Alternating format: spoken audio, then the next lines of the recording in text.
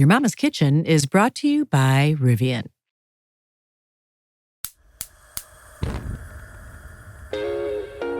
As a minority in this country, there's racism. And many times when you do receive it and you're outnumbered, you have to be quiet. You have to accept it. You have to absorb it. So Monday through Friday or Monday through Saturday, you absorb all of that pain and that anguish. But then Sunday or Saturday, you go to the park and you be yourself, and that's when you bring the fermented stuff, you bring the stinky stuff, you bring the marinated barbecue, and you go to the park and you find a spot, and then other families come too, and then you don't have to be quiet. And that's what the barbecues in the park were really about.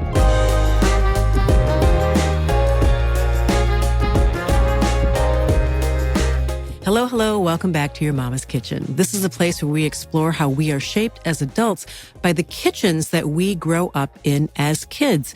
Not just the food, but all the other stuff. The games, the arguments, how we learned about handling emotions and family budgets and surprises at the stove.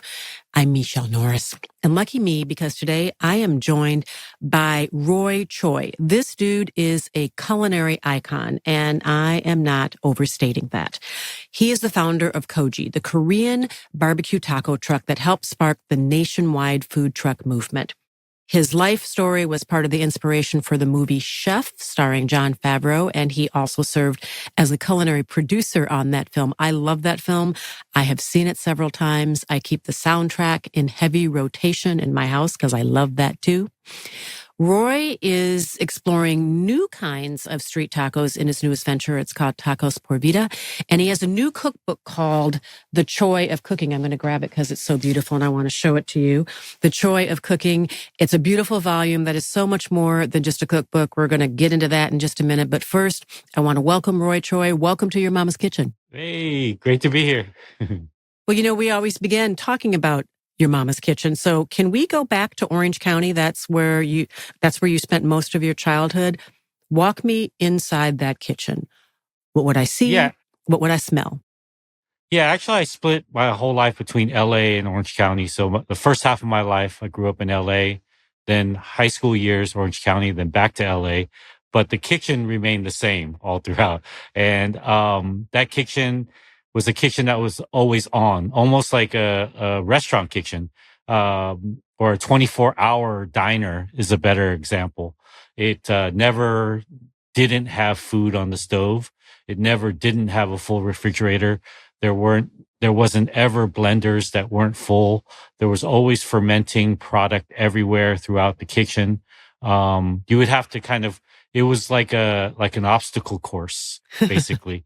You would have to climb over things that were either drying, being soaked, fermenting, and there was everything. Any flat surface was a surface for a bowl or a bucket or a container or a jar. So that was pretty much it. It was a beautiful place to grow up as far as when you're inside the family, but it was a horrible place to bring friends. Oh, why?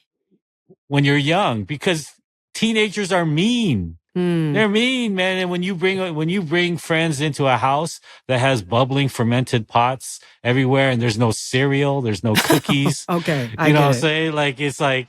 It's just full of living things. It looks like a biology lab. And so 16-year-olds, 13-year-olds, 14-year-olds are mean, and I never brought anyone into my house. Did something happen where you said, I'm not doing that again? Yeah, when I was like 14, 15. But things have changed now. Back then people didn't have as much information, and there were stereotypes about life, that people were just ignorant, you know what I'm saying? But I think the most traumatic time was my mom was making this very stinky stew, which is the most delicious stew. And somehow in a lot of foods, it works out that way. The stinkiest, nastiest looking thing, smelling thing is the most delicious thing, And, of course, the day I bring over like the friends I wanted to connect with, and the cool crowd, and like this girl I was trying to holler at, like, of course, the one day I bring them over, she's making that soup. And, the horrified look that they gave me has scarred me for a Oh, long you still time. remember it.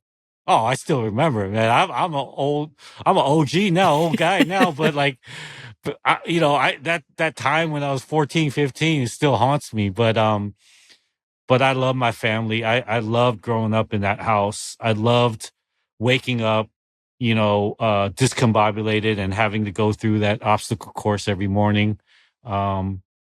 And opening the refrigerator and finding all these trapdoors. And the trapdoors, what I mean is like nothing was labeled. So everything was reused. Oh, So Cool okay. Whip containers, Gatorade bottles, water bottles, whatever it is, The Gatorade bottle didn't have Gatorade in it. nah, it had fish stock. And then Okay. yeah, but it's the same color. It's the same color. So when you You don't come want to running chug home, that. oh, I did chug that, Michelle. When you come, and then the curry bars. I don't know if you ever made curry, like the Japanese curry bars, wrapped up in foil, re-wrapped up in foil, and put in a Ziploc, and you think it's a chocolate bar. And then so you come running home, and on a hot day, and then you open the Gatorade and you chug it, ice cold fish broth, and you take a bite out of the curry bar, but it's like you thought it was chocolate. So it was all of that, but growing up in that house, it shaped me. It made me. My mom, made me, even though the milkshakes tasted like kimchi paste, even though the Gatorade tasted like fish broth, it was the stuff of nutrients. It was the stuff of love. My mom was a hustler. She woke up every morning, probably at 4 a.m. on the dot, like a military sergeant, drill sergeant. Um, and I woke up to just like literally like 7 to 8 bubbling pots, the sink always on, cooking, the blender going. You didn't need an alarm clock in my house. Oh, I love that though. That image of Yeah. everything happening all at once. This in your mama's kitchen, we almost have a Korean subgenre because we've talked to several people about their Korean mommies, and we talked to Sarah Ahn and Eric Kim and Randall Park. One of the things we haven't talked about is breakfast. What did your mom Okay. make for breakfast? So you woke up and you heard the whirring of the blender and Yeah. all the pots bubbling. What was breakfast like? Okay, it wasn't cereal and oatmeal, I could tell you that. But what it was these pots. So it was usually something spicy. So I'll just give you specific ones. So let's say broiled and braised mackerel in a chili sauce. Then there Mm-hmm. would be like a fermented soybean stew. There would be an oxtail broth, and then there would be a spicy kimchi All this for kind of breakfast? all this for breakfast. I'm not even Whoa. done yet. I'm only a Okay. quarter. I'm only a quarter away through, Michelle. Then there would be salted and broiled fish like croaker that would have been hanging in the backyard or the front yard. Sometime my mom started hanging those fish in the front yard, and then the neighbors had to come over and say, "Yo, like y'all can't be doing this." Like she would hang squid, octopus, and croaker. It seemed like you might And have visitors also like cats or, other. yeah, yeah, in the front yard, and she and dried anchovies on the roof, and On yeah, the, the did you say neighbors on the roof? on the roof, yeah, on a Okay. tarp, yeah, and the neighbors would, yeah, they had to intervene. But so there would be broiled fish, there would be all kinds of different pickled banchan, which is Korean side dishes. So there would be maybe 7 to 10 of those. Anything from like zucchini to bean sprouts to cucumbers to cabbage, uh, black beans, all those things. There would be rice, probably two types of rices, like a purple rice or a brown rice, and then like a white rice. And then so we've had the stews, soups, panchans, broiled fish, rice. There would be some type of porridge, and then yeah, that would be breakfast.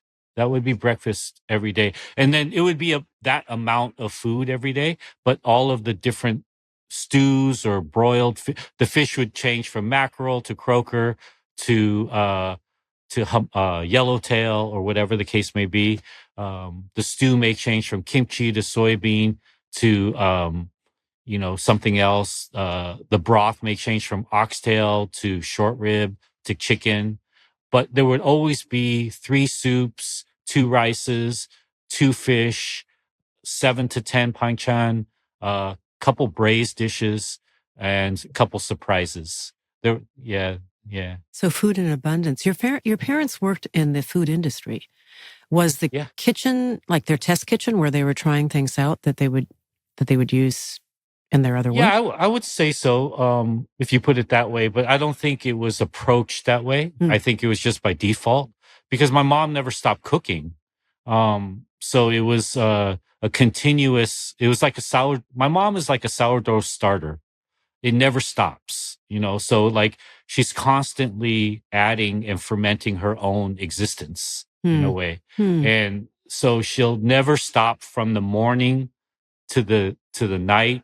And then when we had the restaurant or when she was selling kimchi out of the trunk or when we were uh open, when we had liquor stores or those type of things, she would transition from home to the restaurant or the business and then come back with stuff from the restaurant or the business and transition back to home. Hmm. And then so it was constantly a circle. And you see that right now in a lot of immigrant families that cook their food at home and then go out and sell it on the street. Hmm. It was no different than that, and that's how we grew up too. So the food that was being, I hope the health department ain't listening to this because the food that would be cooking at home would be taken to the restaurant. And then, because there was not enough time in the day in the restaurant to prep that food. Hmm. So you'd have to bring it home and then peel the bean sprouts or ferment the cabbage and do those things and then bring them back to the restaurant. So it never stopped. A lot of people in those communities, in immigrant communities, are also selling food because there are people who are looking for the taste of home. Oh, absolutely. Especially fresh immigrants that come in and then as generations get passed on, and continue on, and the funny thing about that is a lot of these restaurants built by immigrants, whatever community is, and the families and the homes, a lot of these places are from people that were never cooks before. Ah. Cooking and remembering home and these flavors. For many people, this is the first time that they're even cooking their own food when they come to when they come to another country. And it's just like almost like animalistic, humanistic instinct that ignites within them, and it creates a whole new being within them. Some of them could have been studying in college. Some of them could have been coming from rich families. Some were refugees or whatever the case may be. The thing is that they weren't cooks before. They were never cooks. And, but somehow they figure it out, and then they take this patchwork of ingredients that aren't the same ingredients and they find their way to the flavor again. But in any case, these are all built, to remind them of home. A lot of people think that people leave their country because, and especially in America, it's like, oh, your country sucks. That's why you want to come here. But sometimes that's not the case. A lot of people leave their country because they have to leave. They don't want to leave. They have to leave. And they miss it. Mhm. And the A lot food of is a people way for them to remain and the tethered food to is that. to wait. Yeah. The tether. It's a way to find and hold on to their identity, especially in countries where the language is not the same. It's a touchstone, it's a foundation, and it's a gathering place. It brings it's almost like a signal or a magnet that allows other immigrants that have come, but you didn't know, to come together. You find each other at the park, or you Mhm. find each other, in someone's home, and you may have never known each other before, but the food brings it together. It's like a cartoon when the smell goes and it hits the nose of the dog. Yeah. It's like that. Somehow it's very magical and spiritual. You mentioned the park. Your family used to have these regular picnics. where they would Absolutely. pack up and was that an example of meeting, members of the community and coming together? It was definitely that, but it was a lot deeper than that. Hmm. Um, as as a minority in this country, there's racism. You know what I'm saying? And you understand that. Oh, I do. We all understand that. And it's hard to explain that if you've never been through it or if you don't receive it. And many times when you do receive it and you're outnumbered, you have to be quiet. You have to accept it. You have to absorb it. Um, and so what happens is, and then along with what comes with that is also, the compounding effect of having to hustle and work three jobs or, work 20 hours a day and take care of a family, figure this country out. But you absorb all that and you move on and you take it. But in any case, so Monday through Friday or Monday through Saturday, you absorb all of that pain and that anguish and those arrows.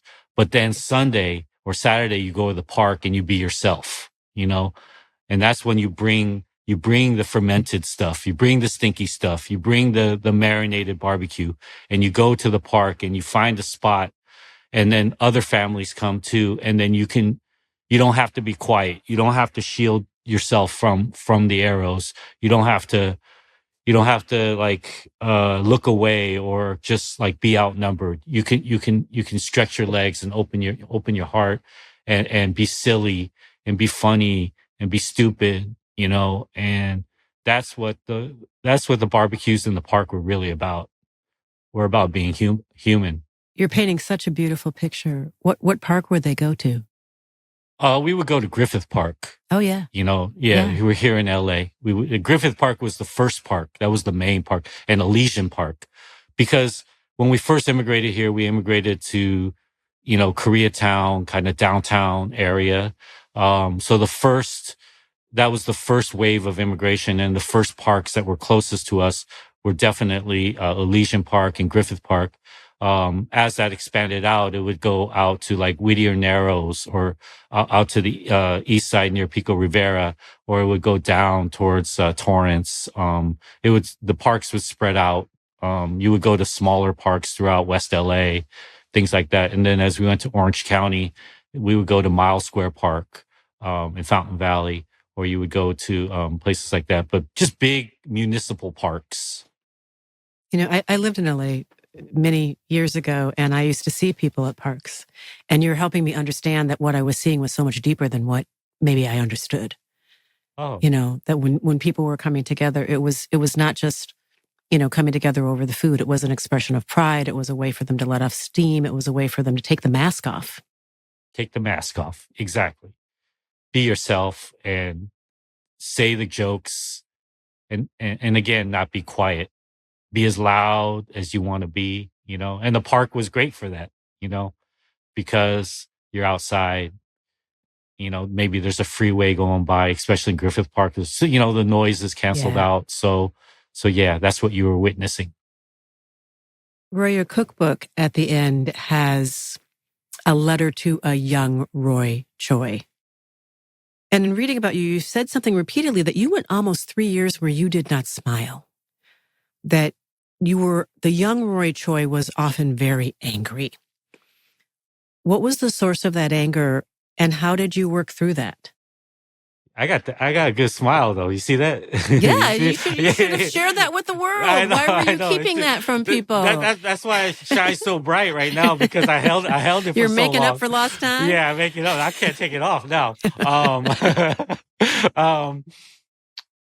I was just an angry kid, for many reasons. I think just me as a person, my DNA, my spiritual existence in this world, my cosmic like presence here. Like, I think I just have this like this piece of me that, is very, also is very sensitive. I'm a Pisces too, so I'm extremely sensitive to a lot of things, in many different ways, and not using the word sensitive in the romantic way. It's sensitive in that you pick up on all the algorithms and energies of what's going on.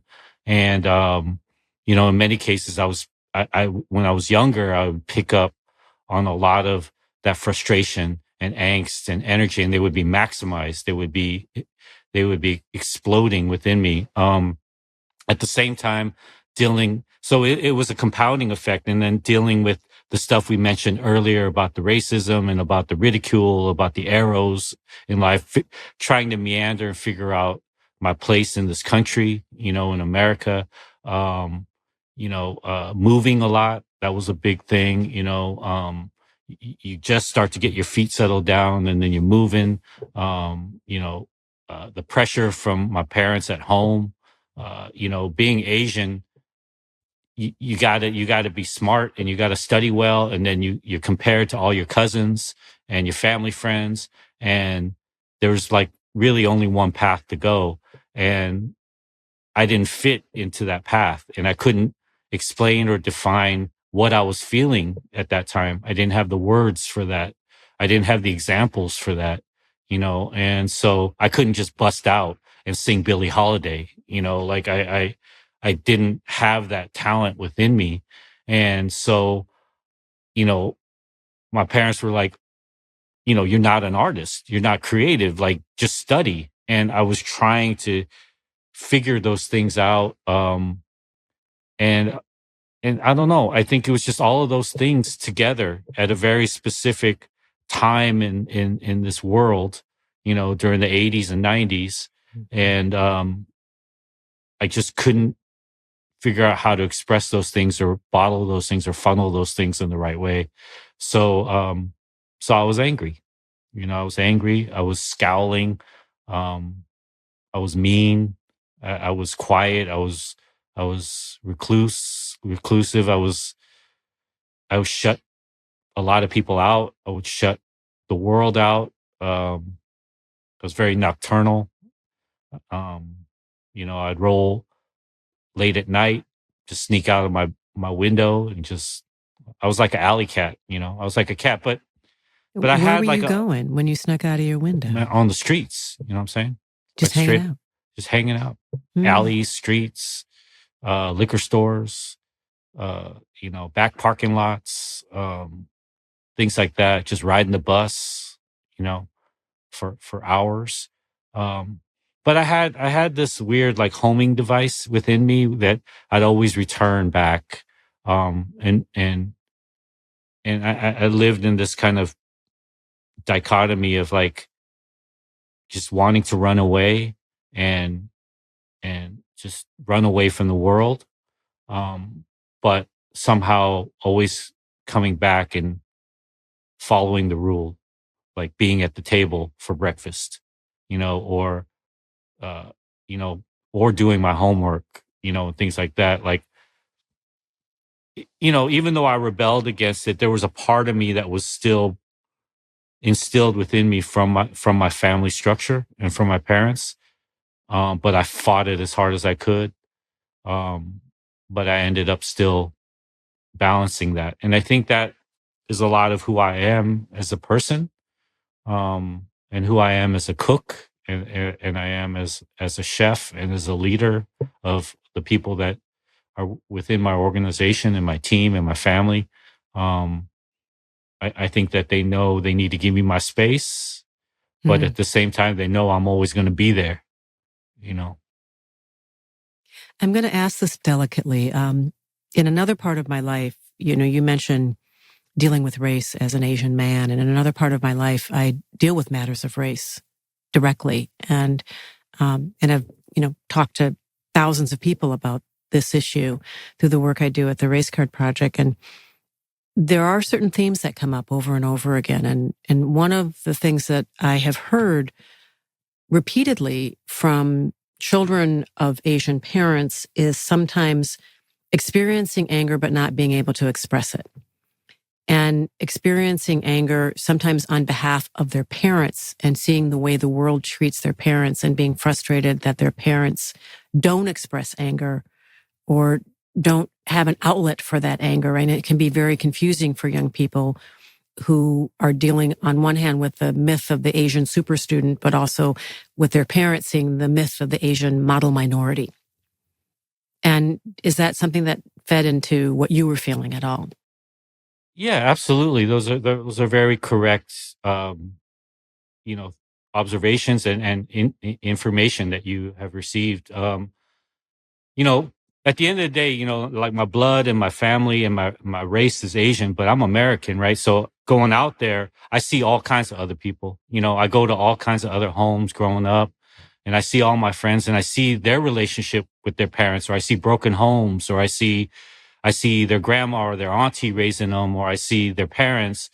And then I see the discourse that they were having, right? They were able to argue with each other, or they were able to be mad at each other, or yell at each other, or even call each other by their first name, you know, call their dad by their first name or their mom by their first name, or bum a cigarette off their parents, or, you know, whatever the case may be, they had a closer equal exchange than we had as Asian children. Um, because there really wasn't a way to talk back to your parents growing up in an Asian household. You know, you had to keep your mouth shut and your head down and produce, you know, whether that's produce in grades in school, whether that's produce in helping out the family business, whether that's to produce in being a good kid, you know, being someone that they could be proud about, uh, you know, because you got to remember a lot of these parents, these families, these people had come over and given up on their own life to build a life for their kids, you know, and whether that is fair or not, you know, we can argue that because that's not fair for the kid to have received that burden, but it is true, you know. So you have these Asian humans that have come over, and they, at early ages, like 21, 22, maybe in 27, whatever, they come over and they never had the experience or chance to live their own life or fulfill their own dream, you know? And then so they come over and then immediately they're thrown into 3 jobs, working graveyard, custodial work, opening small shops and being there 18 hours a day, building a small family. And then maybe they wanted to be a doctor. Maybe they wanted to be a podcaster. Maybe they wanted to work in the race relations department. Maybe they wanted to work for the government, but they can't do that no more. So then they raise their kid and they put all that in their kid. And so the kid can't mess up.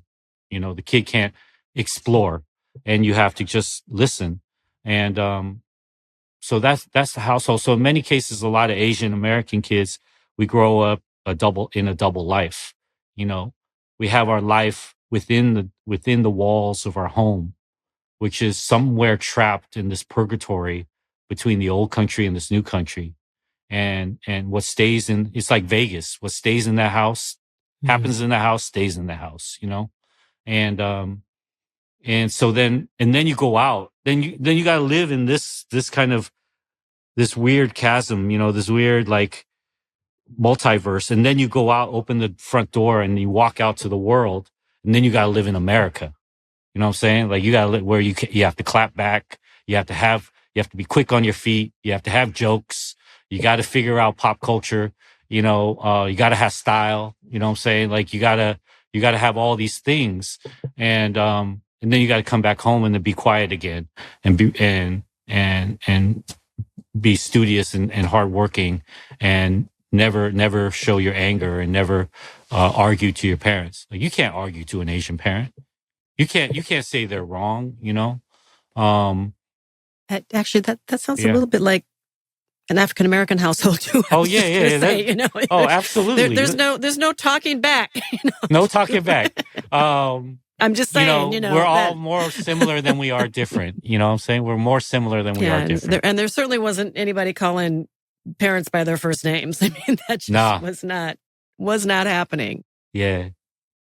So it was more like, but yeah, I mean, absolutely. So that's that was the pressure and the complexity of the model minority or overachieving perception of Asian and what it was really like. It was human. It was dealing with all the complex emotions and things, but there were just different codes and different rules that had to be followed, you know. There's something special about cooking in a new space. I stayed at an Airbnb once that had a griddle. I never used the griddle in my home kitchen, but I was inspired to use the griddle and I felt like I was in a diner. I had my bacon going and my sausage and my eggs. It was great. Here's the thing. Every kitchen tells a story. And when you travel with Airbnb, you get to experience so many new kitchens and so many new stories. Imagine a vacation where you can start the day with a cup of coffee in a sunlit kitchen, maybe sitting on a balcony overlooking the city or the ocean or the mountains, or maybe you're sitting on a porch overlooking a bubbling stream. Maybe you're at a farmhouse table where you're sharing a meal with your family or your loved ones. Airbnb's kitchen-friendly stays are perfect for food lovers who want to cook, who want to eat, who want to explore all over the world. And while you're in heaven cooking someplace else, someone could be enjoying your own kitchen back home. Hosting isn't just about having extra income. It's about creating a space that someone else can enjoy. Your home might be worth more than you think. Find out how much by going to airbnb.com/host. Happy travels. This episode is brought to you by our friends at Rivian and their fully electric, full-sized SUVs and pickups that are designed for all of life's adventures. Now, I have to tell you, the incredible team at Rivian has gifted me with an R1S complete with a Rivian travel kitchen and snow peak cooking gear. And let me just say, it's not just a car. It's a total game changer. Driving my R1S around Washington, D.C. or around Martha's Vineyard, where I spend a lot of time in the summer, has been just an absolute joy. But what really makes it special is the adventures that it unlocks. That travel kitchen, it's become my secret weapon.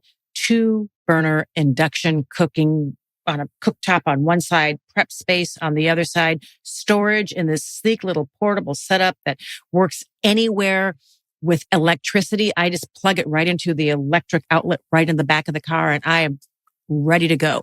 I've used it for everything: tailgates, beachside picnics, even impromptu roadside coffee stops. I mean, I can make bacon and eggs if I want to after a long walk. It's so fantastic.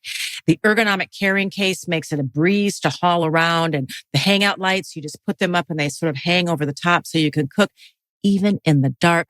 Instant ambience no matter where I park. And let's talk about the tech inside this thing.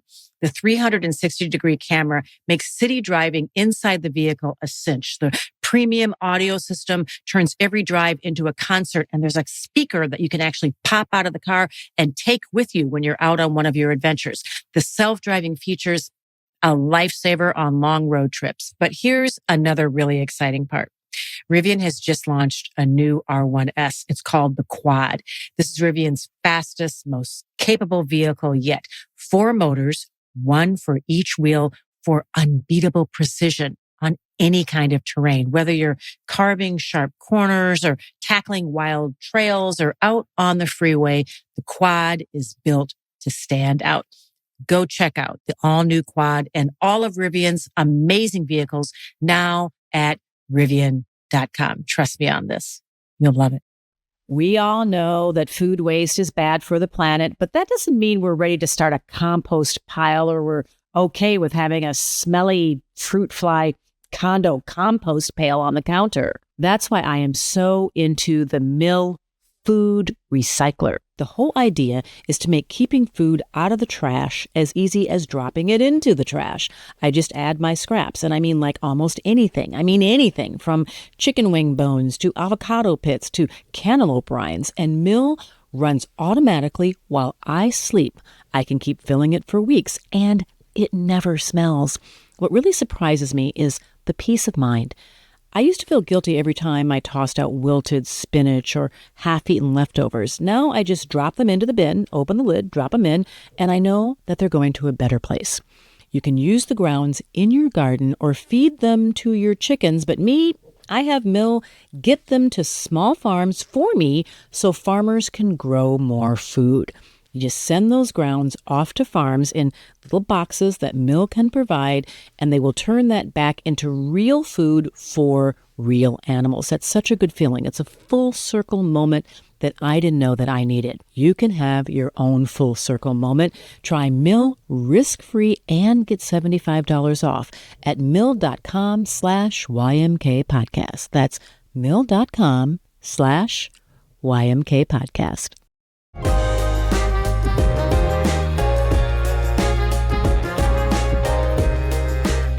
So when you describe your mom's kitchen, you sounded like it was this really wonderful, happy, energetic space. Was that a respite from the pressures that you felt if you all were together in the kitchen and the food was good and you were together as a family? Did that feel like it let, that was the place where you, to use the metaphor, let some of the steam out of the pot? Yeah. I mean, looking back in hindsight, it was probably a way of coping for sure. But in the moment, as it was happening, there was no, kind of like when we started the food truck, Kogi, it ended up becoming this pathway to something deeper. But in the moment, you're just in the moment. We were just serving the people in front of us, just out there, just like a street performer, just expressing ourselves, not knowing that we would be something bigger later, and I think that's what it was like, eating in our home. It was instinctual. There was no other way that we could live. That was just the way that it was being expressed to deal with everything that was going on. It was the way that we communicated with each other. So maybe we didn't have the communication tools to talk to each other or talk back to each other or explain ourselves to each other. You know what I mean? Maybe we didn't have the ways, my parents didn't have the ways to express their sensitivity and their hurt and their pain and their struggle in words. But when we sit down and eat and cook together, that's how we communicate, Yeah. It's amazing when you started Kogi how it took off. I mean, it was brilliant also that you would show up at the hottest club and you would be outside because people step outside and it's late at night and, they're hungry and there you are. You're right there. But your path to culinary stardom is interesting because it sounds like your mom held it down in the kitchen, but you were not actually doing a lot of the cooking. And in reading your story, there was this moment where you had an epiphany. You had moved back home. You had been through a rather difficult period. As you described, you had had a gambling addiction at one point and you were eating your feelings and you were working through anger and you'd moved back home. And I can just picture you sprawled out on the couch or maybe sitting on your bed and you're watching Emeril Lagasse. Yes. And you have this sort of epiphany. What was going through your mind? Why were you open to that in that moment? And what was it that Emeril Lagasse was doing or saying or cooking that spoke to you in such a powerful way? Yeah. I'll start with being open to it. Like rock bottom makes you open to a lot of things, So when you hit rock bottom, and I mean like rock bottom, I mean like bottom of the ocean, rock bottom, when you hit that level, there's nothing left. So all you can do is be open or end it all. You know what I mean? Like that's kind of where you are. So, that part is probably where I was to be able to hear that television program, to be able to see that television program through the fog, through the couch. I was couch surfing, to be able to see it, as I was just waking up. It was probably on all night as I was sleeping in my subconscious. And then to be able to wake up in that moment, I was ready. I was just ready for it. I was ready to stop being angry, to stop being, a dickhead, to stop being a scumbag. I was ready to try to do something.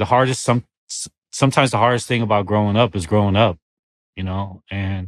and so that's probably where that's where I was. So what happened was, like, I was there, I was open to it. Emerald was on the TV. He was cooking braised short rib, and I just had like an out of body experience. It's the only way I can describe it. For me, he reached out of the TV, grabbed me, by the lapels here, and like just grabbed me and, what are you doing? Your parents have done all this to raise you, like, and you're doing this to them, and you're so young, you got all this going on, you love food, you always love food, you've been around food your whole life. These are all the things that I'm interpreting and hearing in my head. And you know, it's just like that moment just shook me, and I went to the mirror and the bathroom and just washed up, and kind of, that's something I've done a lot. Maybe it's a lot. I've been able to do it a lot because I've moved a lot in my life. So I've been my muscle memory is used to just pivoting on the fly. A lot of people don't understand that about me. Like, oh, like they question it sometimes. Like, oh, how could you just like make that switch right there on the fly? How could you just start a taco truck like out of the blue, after being a chef or whatever? Like all these things, like they question my motives or my authenticity or my ability to do these things sometimes. But they don't understand that that's how I was raised. That's how I grew up. Like you just pivot. You just switch from one moment to the other, and that's what happened to me. I was at rock bottom. I owed people a lot of money. I burned every bridge that I could, and that epiphany, that moment with Emerald, just changed me, just recoded me, and I switched on a dime, and I went back to the core of who I am, which is smiling, being generous, taking care of people, um, caring about people, being, opening up myself and wanting to nourish people, to share anything that I had with everybody. And that's what led me to kind of figure out what it means to be a chef. I went to the bookstore. I started exploring the cookbook section. I went back and started working again and tried to repay back all my debts. I think I'm not 100%. There's still a couple people out there, and if they ever hear this, I'm sorry. You know, um, I think I got back to like 95% of the people that I burned the bridges with, but there's still that 5% out there that I haven't been able to correct. Um, There's and still time. yeah, there's still time, and that's what led me to being a chef. And then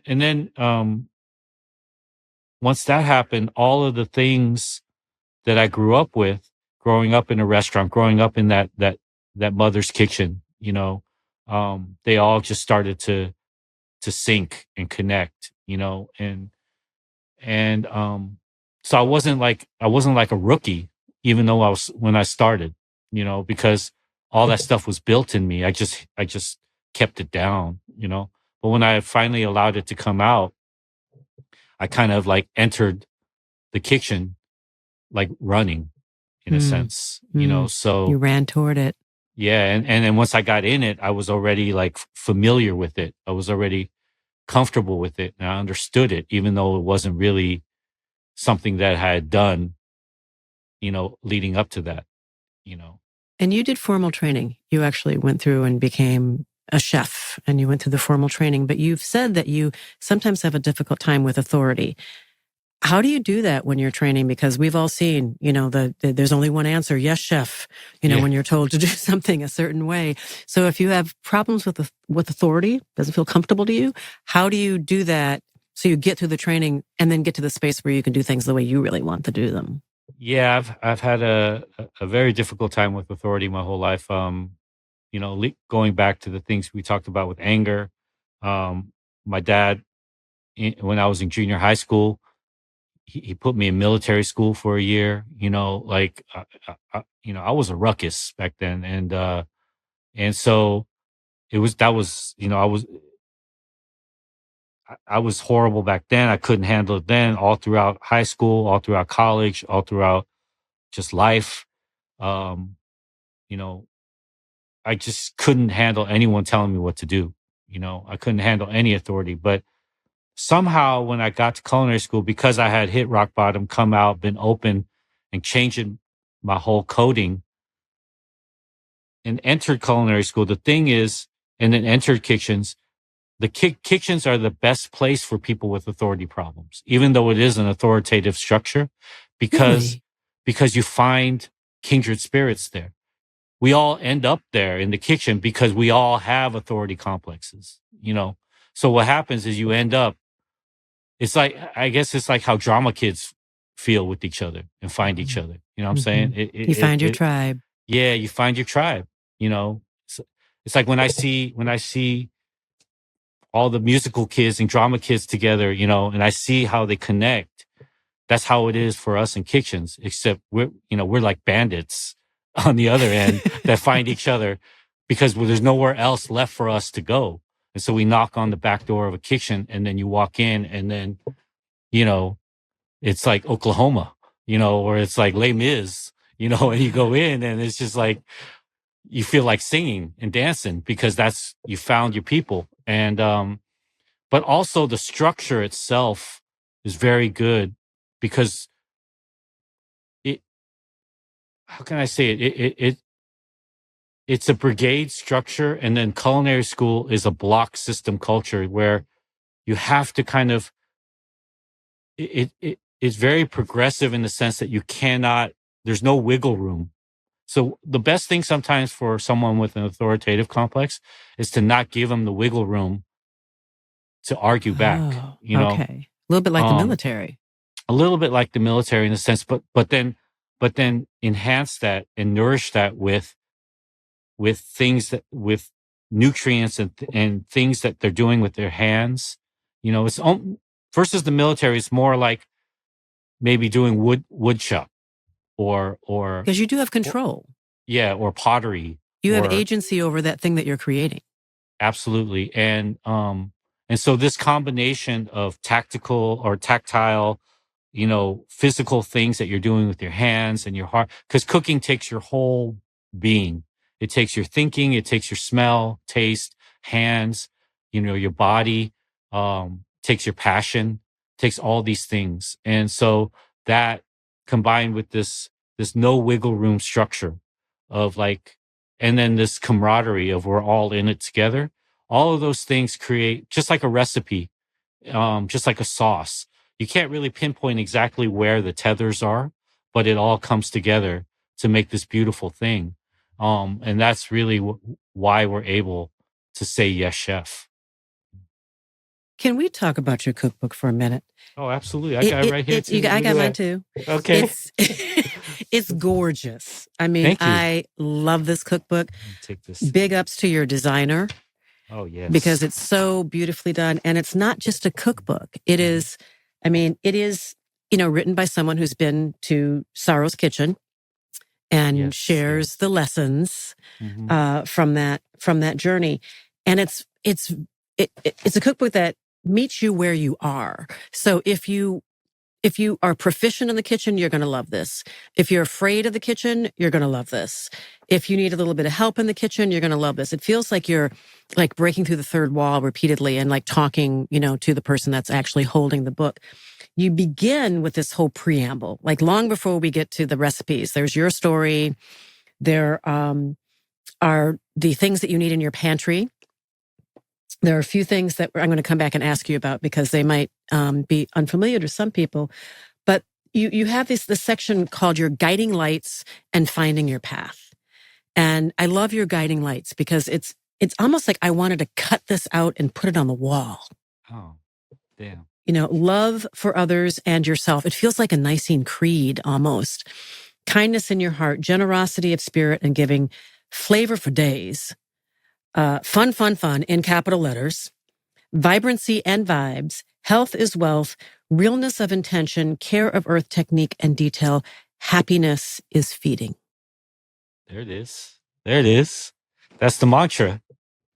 Do you keep this on the wall in your kitchen? Is this something you keep in your wallet with you? Has this become literally your creed in life? Nah, it's like, it's right here. It's here. It's right here. It's right here in my being.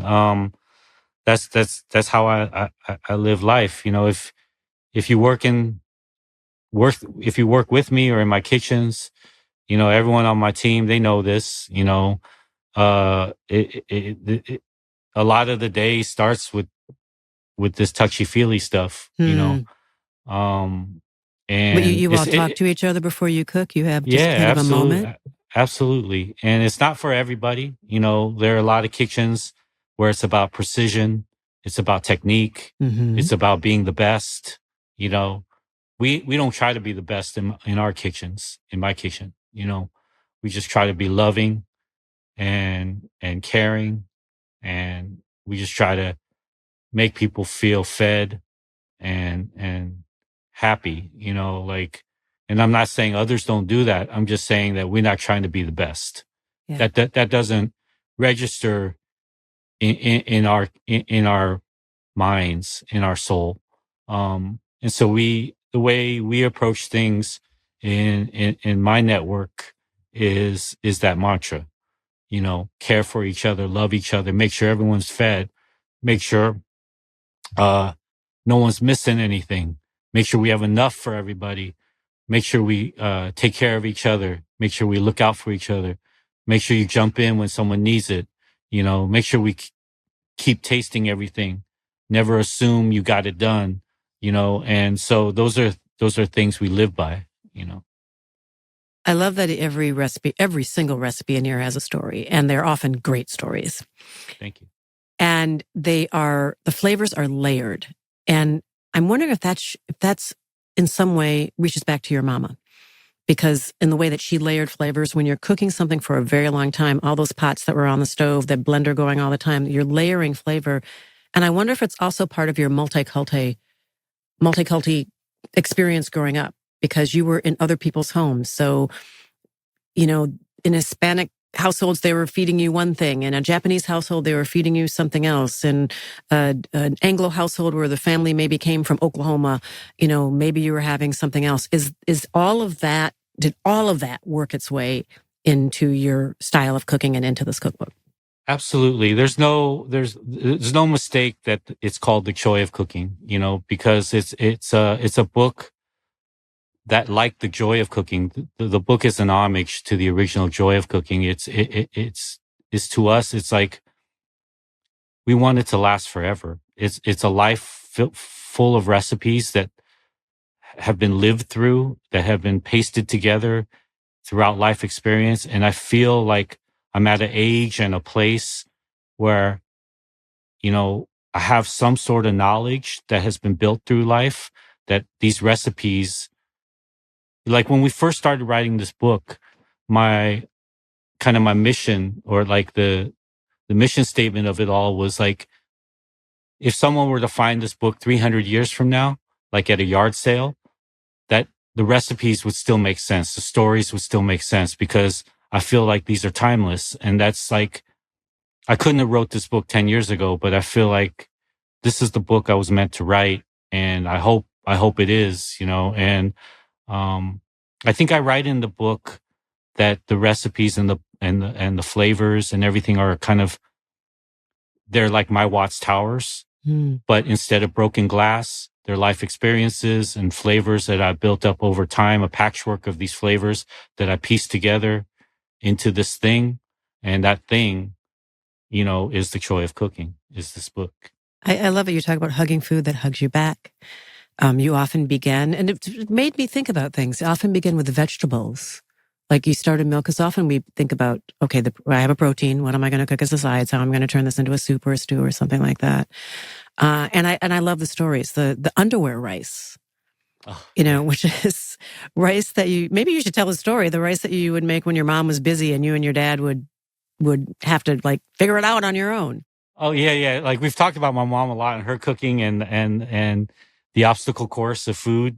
But my dad, he didn't really cook, but he cooked one thing, and he cooked the underwear rice. And it was when my mom was hardly never not there, but when she wasn't there, like we were left to our own devices. And the thing that he would make, in his tank top, in his underwear, would be this rice, which is rice put in the microwave with a stick of butter, and you make it hot, and you mix it up, and you crack an egg inside, and pour a little soy sauce and sesame oil, maybe a little furikake or sesame seeds, and that was like a TV dinner.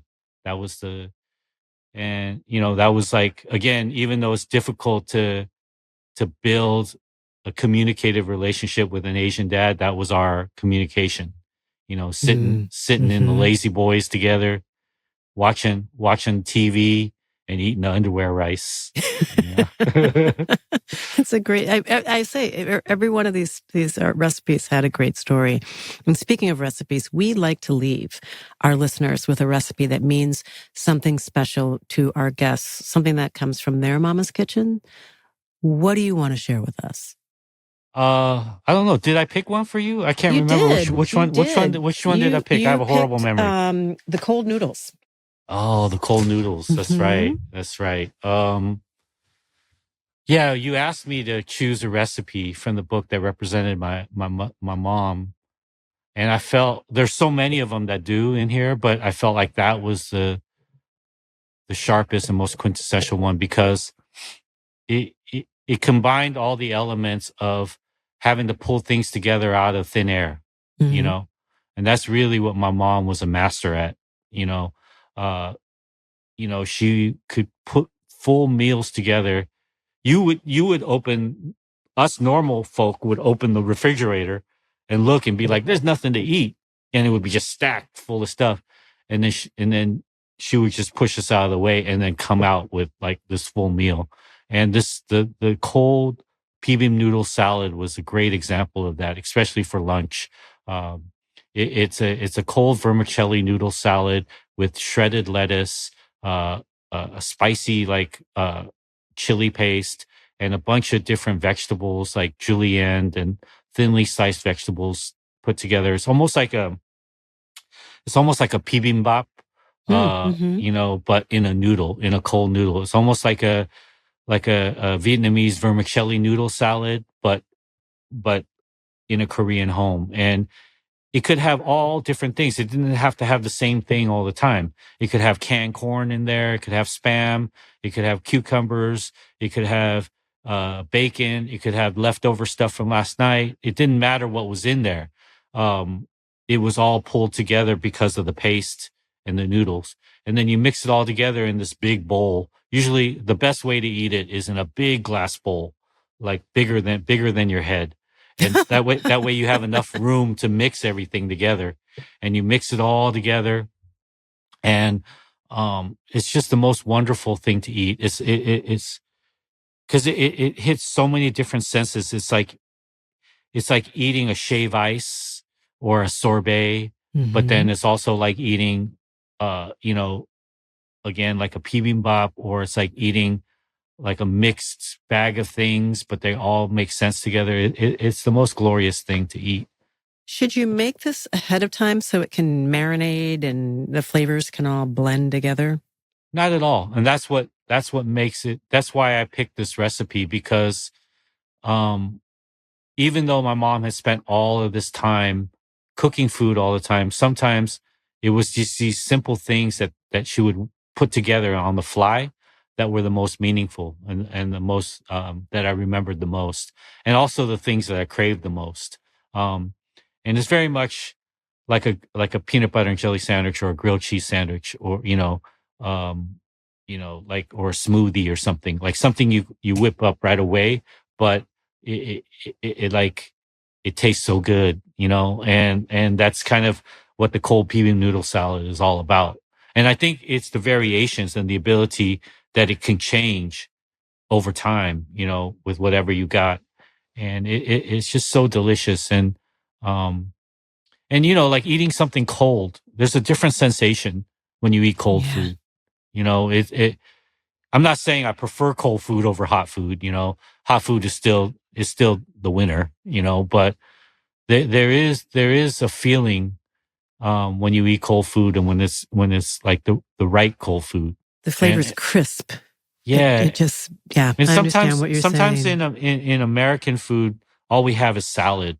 Sometimes it's cold food, but as you expand out and see the food of the world, there's so many other types of cold food, and they just hit different. They just hit different, and that salad is a perfect example of that. And I can't wait to share that salad with the world, because as people read the book and maybe make it on their own, they're going to incorporate cold food into their life if they haven't already, and cold food beyond just a salad or eating just a pickle or something. Like, you're going to incorporate a, a whole cold food extravaganza, into your life. And it's amazing. Maybe good for one of those picnics also, since we talked about picnic culture. Picnic That's and something that would a hot travel day. Yeah. really well. Oh, absolutely. Potlucks and picnics. Mm-hmm. That's a good name for a podcast. Potlucks and picnics. Okay. All right. Well, let me know when you get that started. Okay. You'll be Roy my first Choi. guest. Okay. All right. Ding, ding. Happy to do it. Roy Choi, it's been great to talk to you. Thank you so much for sharing your memories and your story and your recipes. Thank you. This was wonderful. Thank you. I have loved talking to Roy Choi. I love the idea of hugging foods that hug you back. I love the idea of layering flavor. And I like that. Actually, I love that he is so open and candid about the ups and downs in his life and how all of that has added immense flavor and texture and depth to everything that he does. I hope you find his cookbook, the Choi of Cooking. And Roy, again, thanks so much for being with us. Oh, thank you very much. Now, before I let you go, just want to remind you that our inbox is always, always, always open for you to record yourself and share some of your stories about your mama's kitchen, memories from your kitchen growing up, thoughts on some of the stories that you've heard here on the show, maybe some of your mama's recipes. Make sure to send us either a voice memo or a video recording at YMK@highergroundproductions.com. You can send that to YMK@highergroundproductions.com for a chance for your voice to be featured in one of the episodes, or perhaps your video to be featured on Instagram or TikTok or YouTube when we start posting our episodes there. And if you want to try making Roy's Bim Bim Noodle Salad, make sure to check out that recipe at yourmamaskitchen.com. You can find all the recipes from all the previous episodes there. And for everyone else at home, I thank you so much for listening. If you're in your car, or your kitchen, or on the beach, wherever you happen to be, thanks for tuning in this week. Make sure to come back next week, because here at Your Mama's Kitchen, we are always serving up something special. Until then, be bountiful.